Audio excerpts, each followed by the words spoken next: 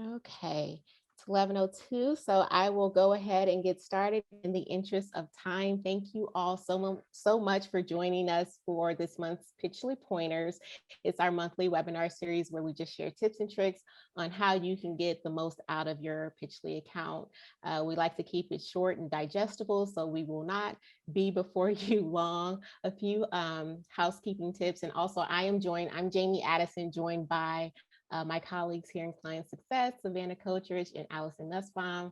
And just really quickly before we get started, we do have the lines muted, but we do unmute them at the end. So if you have any questions as we go throughout, feel free to write them down so that you don't forget to ask them. You can also drop them in the Q&A box because we are monitoring that. And if we don't get to your question today, don't worry, we will follow up with you individually at the conclusion of this to make sure we get all of your questions answered. We also like to send out a survey just to let us know how we're doing. But the most important thing that we take from that is we want to know what topics you care about and want to see in the future. So we really do read those and it informs us on what you want to see. So please respond. This month, we are going to talk about some of our most popular questions that we get from clients. We want to share that information with everybody so that everybody knows all the Pitchley answers. Okay, so our FAQ, our FAQs is what we're going to go through today. So you may very well see a question that you've asked. And if you do, that's okay. Now everybody's going to know the answer to that question. And then, you may see something that you don't know. So our goal is for everyone to walk away with at least one or two things that you find valuable that you can incorporate into your day-to-day. Okay. So Savanah, our lovely Savanah, is going to ask our questions, and then I'll walk you through an account on screen to kind of answer those questions for you. Okay, so let's go ahead and just jump right into an account and kind of go through our questions. Savanah, what's our first question? Okay, so the first question is going to be, how do I quickly view and select all my search results at once? Okay, and I forgot to mention, we want to be a little interactive today. So if you know the answer to the question that Savanah asked, drop a 1 in my chat box. I want to see who knows everything. If you don't know, it's okay because you're going to get the answer today. But we like to know who knows what because it helps us also build in-app guides and help tools in the product to know like what are the things that people may need help with quickly while they're using the tool. So drop a 1 in the chat if you already know how to select all of your search results and view them at once. And I'll show you now. So I'm going to search for a term really quick. I'm going to search for Cisco because I see that's a client that's in this database. I just need to know how to spell Cisco. Okay, so the purple indicates that I found a search result for this specific search term. So what I want to do to isolate this is come up to this select all option. If I click on that, I get a couple more options. I can select all terms that are matching my search. If I click on that, then my search results are going to turn pink. So that indicates to me that those items are selected. From here, what I'm going to do is click on show only selected. So now I've condensed my view. I'm only viewing the 2 items that returned in that search result. Okay, so that's a very quick way to isolate your view and view only the things that you care about at that moment. All right, great question. Thank you, Savanah. What's our next question? Yeah, definitely. The next question is going to be, how do I save a filter? Great question. So we actually did a guide in app to ask people about this, and we found that about 50% or so knew that you could save a filter, and then the other half didn't. And so we want everybody to know that you can save filters when you do the work to build a filter. So if you know how to save a filter already, drop a 2 in the chat box just so we can know today who knows how to save a filter. And while you're doing that, I'm going to show you. So we're going to build one just quickly searching on 2 filters.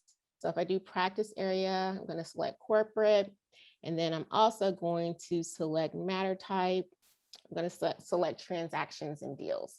And so I have 4 results. To save this filter so that I'm not doing that every single time I come in and I work with this group and I need to find deals for the corporate group, I'm going to click Save Filter.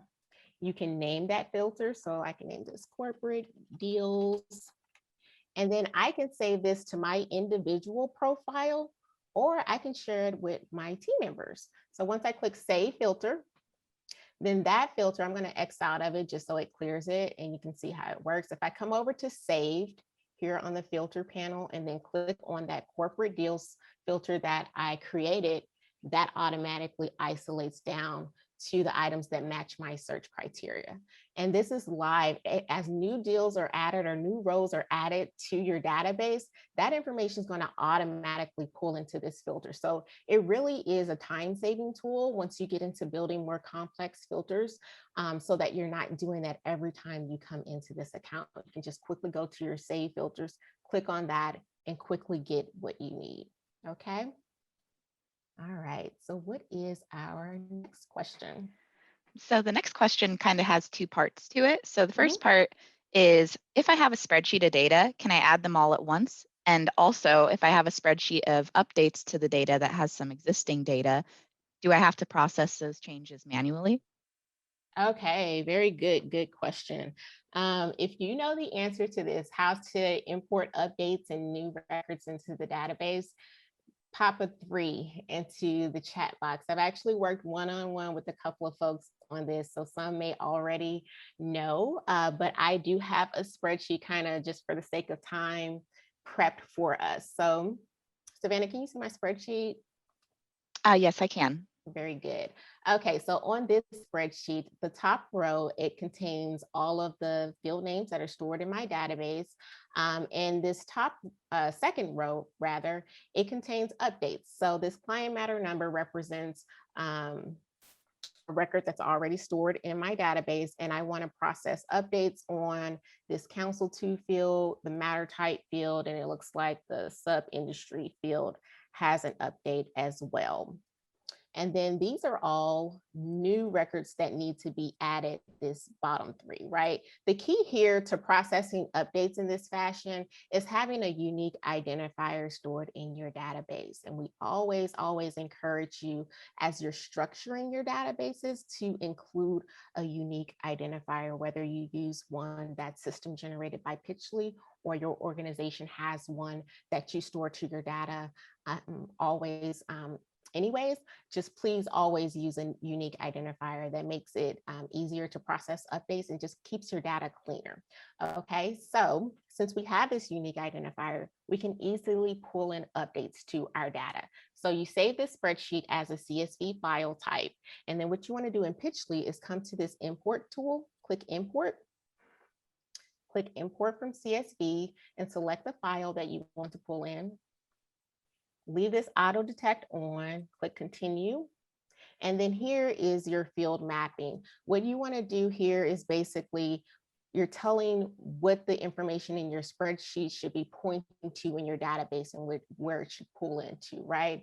The most important thing here, since you want to pull in updates, is to use the field matching tool on your unique identifier, which I said was our client matter number. So we're going to turn that field matching tool on. And what this is saying is, if you find a match on my client matter number, then update the information that you find in that you see in that spreadsheet. If that client matter number does not exist in the database at all, then add a new record to the database. Okay, that's all that's saying. So be sure, that's why it's critical to have a unique identifier stored in your database. Here is your field mapping. All of this should automatically pre-populate for you if your headers in your spreadsheet match your field names. However, if you see don't import or it's grayed out, what that's saying is that column either, or that field either isn't represented in your spreadsheet, and that's okay. You may do that intentionally, or maybe it's named something differently in your spreadsheet, and so it didn't find a match there, and that's okay as well, because you can map it here. So select the field that spreadsheet column should point to in your database here. Once you have everything just so, I always encourage you to scroll down to make sure everything you want to pull in is set to pull in. Once you see everything looks right, click next. You'll get a summary of what's going to happen. Click begin import, have a sip of coffee, and watch your data pull in.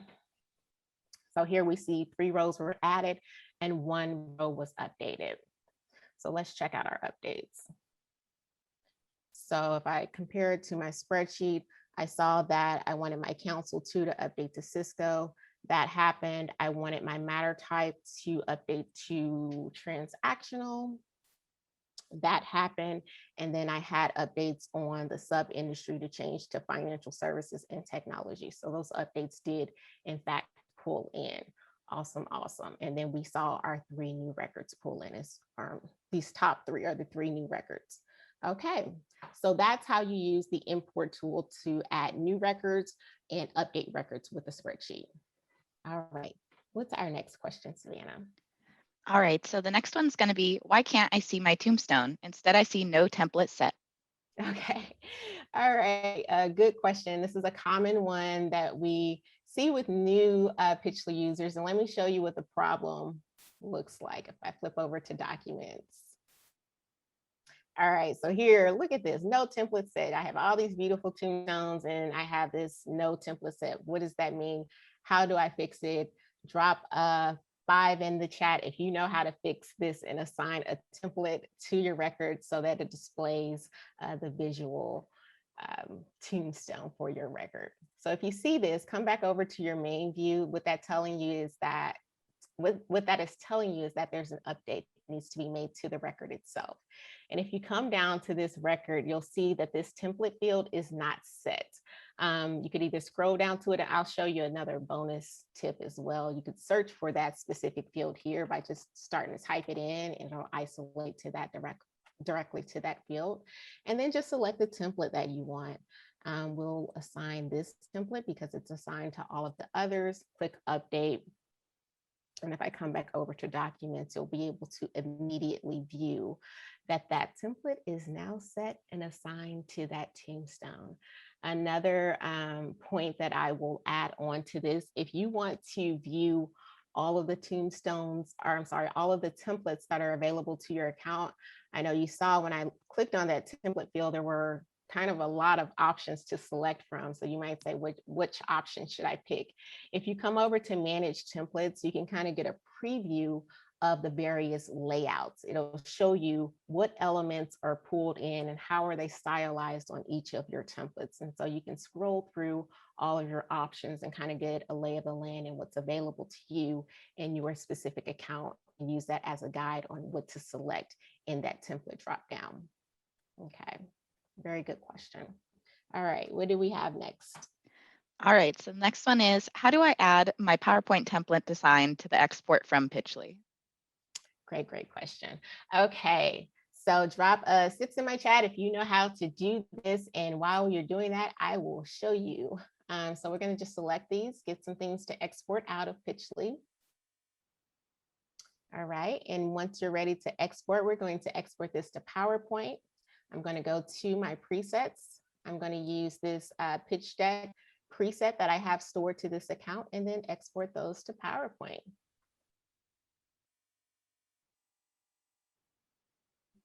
And then I will show you what I get out of Pitchley. So we get this plain PowerPoint slide, PowerPoint presentation, doesn't have any of our organizational branding or anything on it. So one way you can go about doing this is copying these slides, and I'll pull over a presentation. So you may be working with a branded presentation that looks beautiful and complete. And then you can just paste those in. But we'll notice it still doesn't have like the tombstone or experience layout that you have or that you need. And so your design team or marketing team, usually what we see is that they will store preloaded layouts and designs that match your company's branded to your template. So just come up to layout and select the layout that matches your tombstone layout that you have assigned for your company or your organization. Okay, so that's one way you can do it. Another way that you can achieve this same thing is once you export that presentation out of Pitchley, it should live in your downloads. And what you could do once you're in PowerPoint is come to, based on the version that you have, it may say insert slides or reuse slides. You can simply click that. And then you should get an option to insert from your downloads a slide presentation. So you can choose the content. This is the slide that I just downloaded, I can insert all of these or select the slide that I want to insert, click insert slide. That slide is available now in my presentation. Again, choose the layout that I want to apply, and now I'm ready to go. So my firm branding has been applied to my Pitchley export. So that's one way to kind of go about doing this. Another way is kind of a little bit more complex that I will show you. You can actually store your presentation, your templated presentation in Pitchley and pull in some of those variable data points. So for example, the company that this is going to, the date, maybe the lead person who's leading this presentation and their contact information. You can save this information in Pitchley. And so I'll quickly kind of show you how. If you are interested in maybe exploring this for your organization, reach out to us at pitchleyssupport@pitchley.com, and we can kind of walk you through and evaluate with you whether or not this would be a good fit. But let me show you how you would do that and what you could do. It's basically setting syntax within the presentation that points to your Pitchley account. And I'll do a kind of a side by side. So you see how this says proposal for the Hardy and Brook, and then it has the date. I basically store syntax that points to the field that contains those specific data points in your database. So proposal for the company name, the response due date. It can store static information that's not going to change. So something that may be static and appears in every presentation, and then along with variable data points that may appear on a case-by-case situation based on the presentation. And so let's go back to Pitchley and kind of walk through what that would look like in an account. So I'm going to go to a proposal database table that we have that stores this information. All of the variable data points are contained in this record. So response due date, who the proposal is going to, who the lead is on this. And we can see that this lead field is pointing to a separate database table because it's highlighted in another color that's telling us that it's a reference field type. If we click on that, we can see that we have the headshot and all the other associated data points that live there, right? So we're using the slides application to generate that. And to install the slides application, you just click on install apps, go to slides, that will immediately become available to you. And then you export out the presentation and it'll pull in all of those variable data points from your database field. It'll store in all of those static points, data points or slides that don't change in the presentation. And once it loads, I'll show you what it looks like.